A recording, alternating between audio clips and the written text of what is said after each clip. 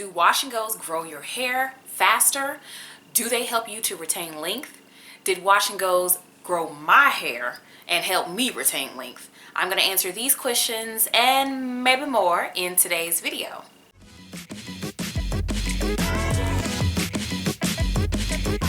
Hello everyone, Kayla here, and this is What the Kink, a natural hair channel where I share my personal hair journey and then tips, tricks, and product reviews to help you with your own. If you are interested in any of that, definitely hit the subscribe down below and tap the notification bell 2 times because YouTube is tripping so that you can stay notified of all of my new videos.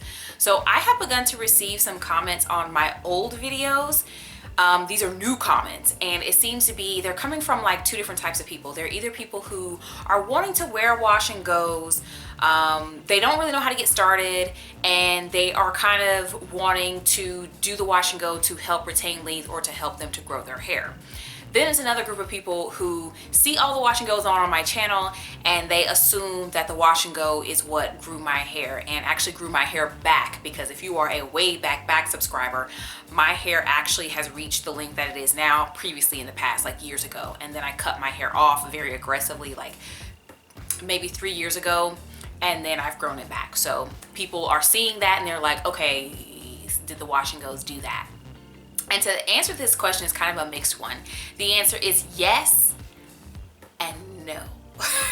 Okay, so the yes part is because when you do wash and goes, after a while, your hair is going to eventually get raggedy. Most people get a week, give some days, take some days out of their wash and goes, and so you're gonna have to wash your hair more. And so the extra washing of the hair can lead to more hydration. Hair that is hydrated is a little bit more elastic, and so therefore it can retain length a little bit better. And then also another yes is because the proof is in the pudding. That is the main hairstyle that I did after my aggressive haircut, and I have grown my hair back. Where I say no is because, once again, the proof was in the pudding. In the past, I did a regimen that had my hair in very poor condition. I did primarily wash and goes, but my hair still broke off. And also, I have retained length, and other people have retained length doing other hairstyles. So there was the beginning of my natural hair journey. I did only twist that turned into twist outs. And that was my routine for like 2 years, and I retained length. And then after that, that routine got to be a little bit unrealistic once my hair got a little bit longer. And so I began to wear primarily braid outs and the occasional Bantu knot out. And I did that for maybe a year and a half, 2 years of my natural hair journey. And I still was retaining length.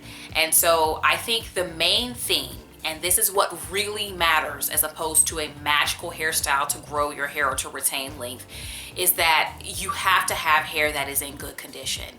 If your hair is healthy and has the proper amount of elasticity and hydration, it should be able to withstand general hair care and handling and reasonable styling.